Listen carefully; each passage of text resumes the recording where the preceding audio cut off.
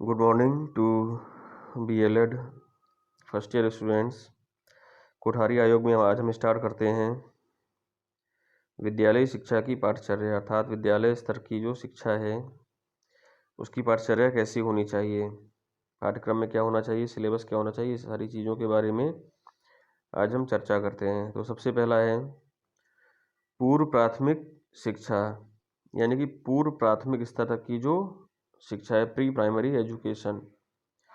इसमें क्या क्या चीज़ें बच्चों के पाठ्यक्रम में होना चाहिए। सबसे पहले जैसे खाने व पहनने के कौशल। तो प्री प्राइमरी लेवल पर जो बच्चे होते हैं, छोटे बच्चे होते हैं, वो अत्यंत छोटे होते हैं, तो उनको उस समय खाने व वस्त्र पहनने के कौशल आदि को उन्हें सिखाना चाहिए। सफाई के बारे में बच्चों को समझाना चाहिए, बताना चाहिए, और उसके महत्व को बताते हुए सफाई कैसे की जाए इसके बारे में भी छोटे बच्चों को ज्ञान कराना चाहिए। बातचीत, बच्चों को बातचीत के तरीके, जो भी चीज़ें हैं बातचीत से संबंधित, उन पर उनको समझाना चाहिए।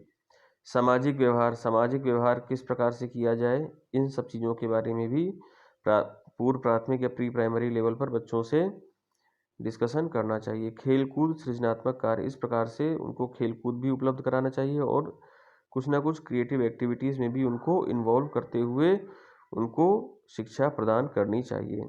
इस प्रकार से ये कुछ महत्वपूर्ण बिंदु हैं पूर्व प्राथमिक स्तर तक की शिक्षा बच्चों के लिए।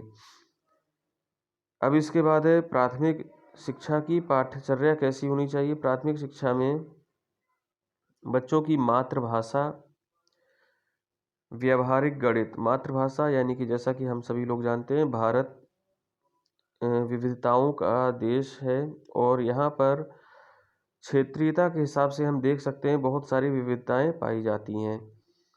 इसी प्रकार से प्रत्येक क्षेत्र में प्रत्येक राज्य की अपनी मातृभाषा होती है, तो उस प्रकार से ये प्रत्येक राज्य की जो अपनी मातृभाषा है उसकी शिक्षा बच्चों को दी जानी चाहिए। व्यवहारिक गणित का बच्चों को ज्ञान कराना चाहिए। गणित को किस प्रकार से अपने जीवन में व्यवहार में उपयोग में लाया जा सकता है, इन सब चीज़ों के बारे में प्राथमिक स्तर पर बच्चों को ज्ञान देना चाहिए। भौतिक पर्यावरण के बारे में बच्चों को पढ़ाना चाहिए। सृजनात्मक क्रियाएं, कार्य अनुभव, कुछ ऐसी चीज़ें जो करके सीखने से संबंधित है, कुछ सरल हस्त कार्य बच्चों को कराए जाने चाहिए। समाज सेवा आयु के अनुसार, स्वास्थ्य, शिक्षा, खेलकूद एवं व्यायाम, इस प्रकार के एक्टिविटीज़ या सब्जेक्ट को, विषयों को प्राइमरी लेवल की शिक्षा में सम्मिलित किया जाना चाहिए। इसके बाद है उच्च प्राथमिक स्तर की शिक्षा में पाठ्यक्रम या पाठचर्या क्या होनी चाहिए। उच्च प्राथमिक स्तर की शिक्षा में मातृभाषा हिंदी अथवा अंग्रेजी, यहाँ पर देखिए मातृभाषा भी दिया हुआ है और हिंदी अथवा अंग्रेजी। चूँकि हम लोग जिस क्षेत्र से बिलोंग करते हैं तो हम लोगों की मातृभाषा जो है वो हिंदी होती है, तो हम लोग के लिए हिंदी ही मातृभाषा के रूप में आ जाती है। लेकिन जैसे कोई व्यक्ति गुजराती है, बंगाली है, तमिलनाडु का है, इनकी अपनी क्षेत्रीय मातृभाषा अलग होती है, तो वहाँ पर उनके लिए अपनी मातृभाषा, इसके अलावा हिंदी अथवा अंग्रेजी में से एक भाषा का चयन करना। दूसरा है गणित, विज्ञान, सामाजिक अध्ययन, इस प्रकार से गणित, विज्ञान और सामाजिक अध्ययन का भी उनको शिक्षा दी जानी चाहिए। कला, कार्य अनुभव, शिल्प कार्य, समाज सेवा, स्वास्थ्य शिक्षा, नैतिक एवं आध्यात्मिक मूल्यों की शिक्षा, इस प्रकार की शिक्षा, इस प्रकार के विषय जो है उच्च प्राथमिक स्तर में बच्चों के पाठ्यक्रम में सम्मिलित किए जाने का सुझाव कोठारी आयोग ने दिया है। इसके बाद माध्यमिक स्तर की जो शिक्षा है वहाँ पर क्या क्या सुझाव दिए हैं पाठ्यक्रम से संबंधित कोठारी आयोग ने। सबसे पहले इन्होंने बताया कि मातृभाषा यानी क्षेत्रीय भाषा, जो क्षेत्र की भाषा है, मातृभाषा का अर्थ हम अभी स्पष्ट कर चुके हैं, तो वो मातृभाषा विषय में होना चाहिए। हिंदी अथवा कोई अन्य संघीय भाषा को सम्मिलित किया जाना चाहिए उनके पाठ्यक्रम में। कोई यूरोपीय भाषा, कोई विदेशी या यूरोपीय भाषा को भी विषय में सम्मिलित किया जा सकता है। आमतौर पर हम यहाँ पर अंग्रेजी को देखते हैं। गणित, सामान्य विज्ञान, सामाजिक विज्ञान, कला, कार्य अनुभव, कृषि कार्य, समाज सेवा, स्वास्थ्य शिक्षा, नैतिक एवं आध्यात्मिक मूल्यों की शिक्षा, इस प्रकार से ये विषय जो है वो माध्यमिक स्तर के शिक्षा में बच्चों के पाठ्यक्रम में सम्मिलित करने का सुझाव कोठारी आयोग ने दिया है।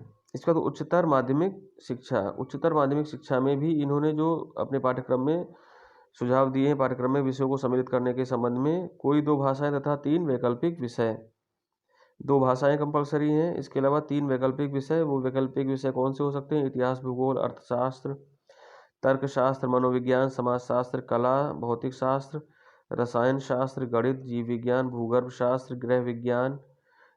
ये सारे जो है 3 विषयों में से यहाँ से हम 3 विषय अपने सेलेक्ट करते हैं और इन्हीं में से जो है वो जो बच्चे का क्षेत्र है वो डिसाइड हो जाता है कि किस क्षेत्र, आर्ट साइड में, साइंस या कॉमर्स, किस क्षेत्र में बच्चे को जाना है, यहाँ से डिसाइड हो जाता है। कार्य अनुभव, समाज सेवा, स्वास्थ्य शिक्षा, इस प्रकार से इनकी शिक्षा भी बच्चों को उच्चतर माध्यमिक स्तर की शिक्षा में दी जा सकती है। थोड़ा सा हम स्पष्ट करें, जो चौथे नंबर पर माध्यमिक शिक्षा है ये हाई स्कूल लेवल की एजुकेशन है और 5वें स्तर पर जो उच्चतर माध्यमिक शिक्षा है ये इंटरमीडिएट लेवल की पाठ्यक्रम है।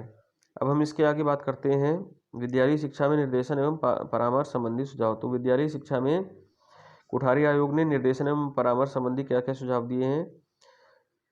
एक तो इन्होंने सुझाव दिया छात्र छात्राओं में निर्देशन एवं परामर्श की व्यवस्था प्राथमिक स्तर से की जाए, यानी कि निर्देशन एवं परामर्श जो एक तरह की सेवा है उसकी व्यवस्था जो है बच्चों के लिए प्राथमिक स्तर से ही की जानी चाहिए। छात्रों को उनकी रुचि एवं योग्यता के आधार पर शैक्षिक एवं व्यावसायिक निर्देशन दिया जाए। निर्देशन या परामर्श देते समय इस बात का ध्यान रखना चाहिए कि बच्चे की शैक्षिक एवं बच्चे की जो रुचि और योग्यता है वो किस प्रकार की है, रुचि एवं योग्यता को ध्यान में रखना चाहिए। माध्यमिक स्तर पर शैक्षिक निर्देशन के द्वारा पिछड़े एवं प्रतिभावान छात्रों की पहचान हो जानी चाहिए।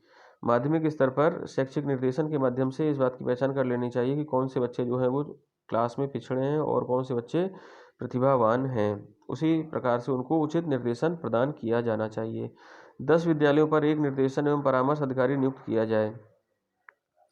तो इस प्रकार से एक निर्देशन एवं परामर्श अधिकारी नियुक्त करते समय इस बात का ध्यान रखना चाहिए कि वो कम से कम 10 विद्यालयों को कवर कर सके, उसके क्षेत्र में कम से कम 10 विद्यालय अवश्य आएँ, जहाँ पर वो अपना निर्देशन एवं परामर्श संबंधी कार्यक्रम चला सकता है।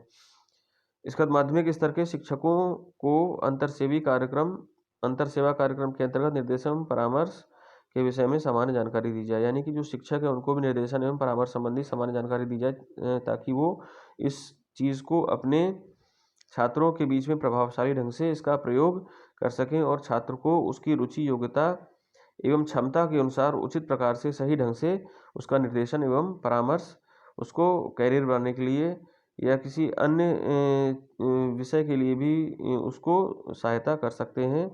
तो छात्रों, इस क्लास को आज हम यहाँ पर समाप्त करते हैं। इसके आगे से हम इसी प्रकरण को शुरू करेंगे। तब तक के लिए धन्यवाद।